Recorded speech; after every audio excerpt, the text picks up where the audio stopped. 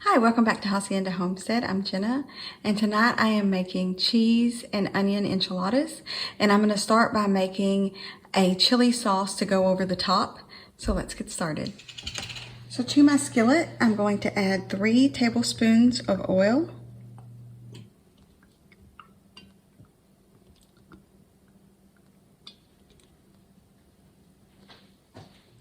Now that my oil is heated through, I'm going to add 1/4 cup of flour. And I'm just going to mix that together. And I'm going to let it cook for about 3 to 4 minutes until it gets a golden brown.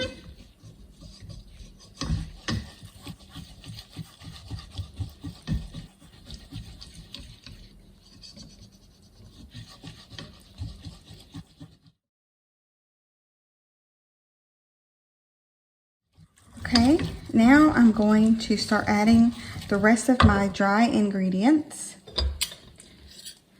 I'm going to start with 1/2 teaspoon of pepper, and I'm just going to eyeball it. 1 teaspoon of salt.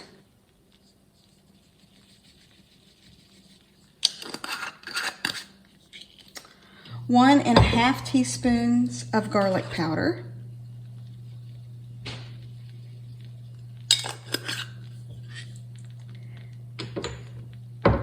And 2 teaspoons of cumin.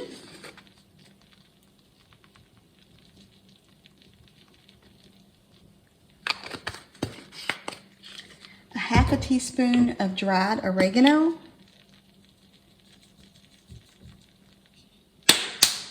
And 2 tablespoons of chili powder.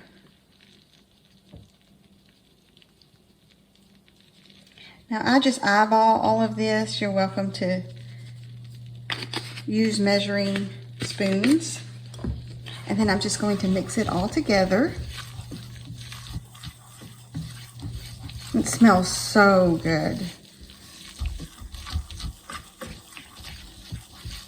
This is an easy chili recipe and it packs a lot of flavor. So I'm just going to mix this together for about a minute.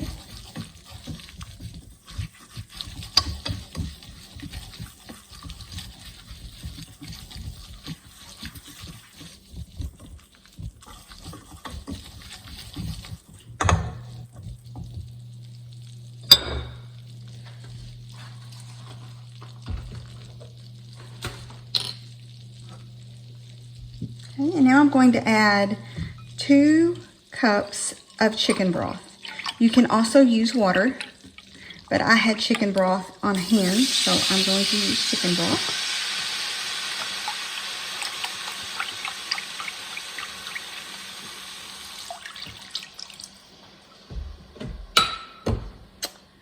I'm going to mix this all together.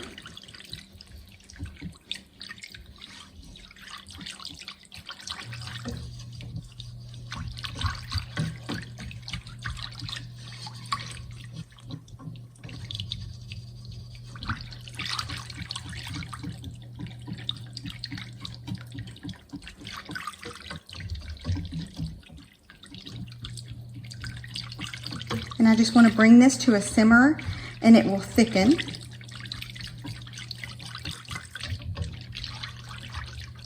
So it's come up to a simmer and I'm going to let it simmer for a little bit. And as you can see, it's thickened up nicely. And if it does get too thick for your liking, you can just add some more broth or water to it.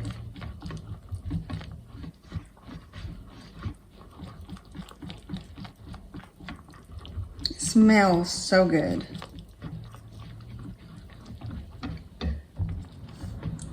Okay, now I'm going to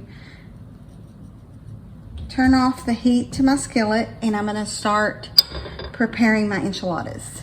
So I'm going to chop a little onion up because I'm going to make cheese and onion enchiladas. You can also make ground beef or even chicken with this. Just whatever kind of enchiladas you like. This recipe is great. This chili goes with anything. It's so good.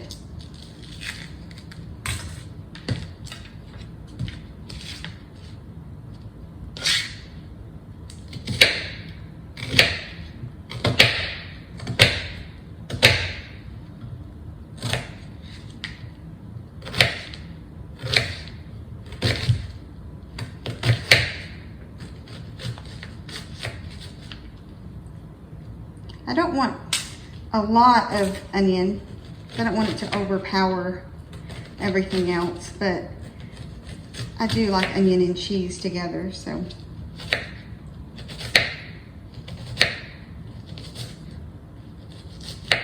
There we go. Then I'm gonna spray my casserole dish.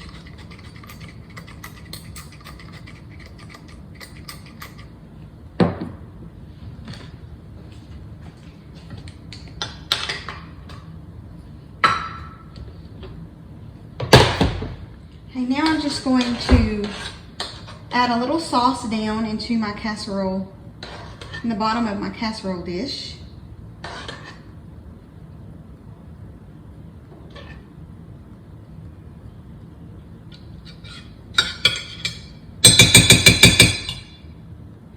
Good. And I just bought some corn tortillas. You can also use flour tortillas.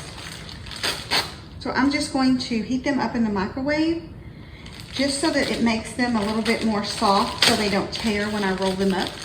I have my tortillas warmed up, so now I'm just going to start adding my cheese and my onion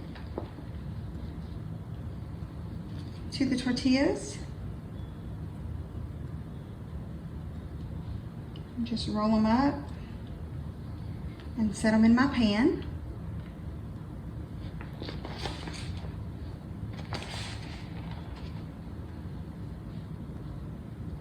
So this may or may not come as a surprise to y'all, but my maiden name is Torres, T-O-R-R-E-Z. My dad was a Hispanic, and my grandma, his mom, was from Mexico, and his dad, my grandpa, was from Spain. So I have a little Spaniard in me also. And I grew up eating authentic Mexican food. The women that married all the brothers, there were 6 brothers and 1 sister. And she was the baby. The sister was the baby. So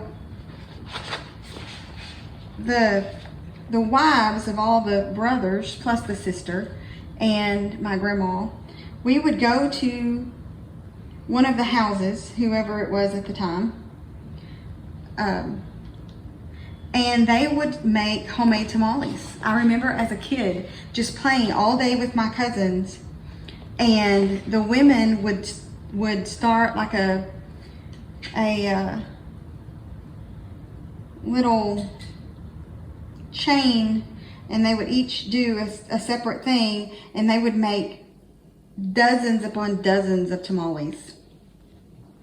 And then later that day, after all the tamales were made, we would have a big tamale supper with refried beans and Mexican rice. It was really good. So I have our pan of cheese enchiladas, and now I'm just going to top it with the rest of our chili.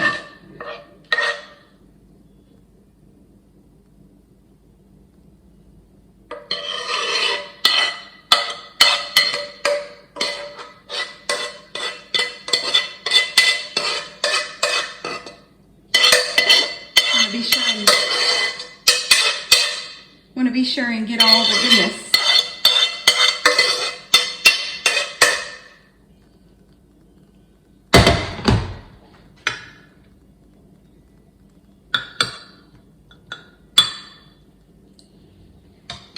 And then I'm going to top it with some more cheese.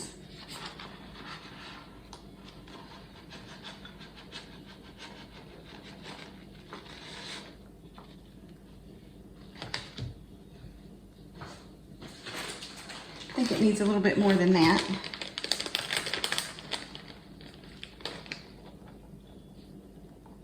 There we go. And I'm going to pop it in the oven at 350 until the cheese melts through. It's a really easy recipe. definitely, once you make this homemade chili, you won't use another chili. I mean, it's that good. So I've just made some quick Spanish rice and made my plate. So now it's time to try our enchiladas.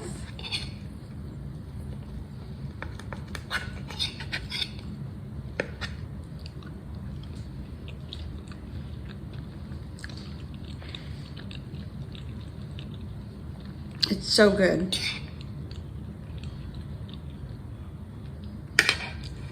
So let me know if you try it, and I'll see you next time.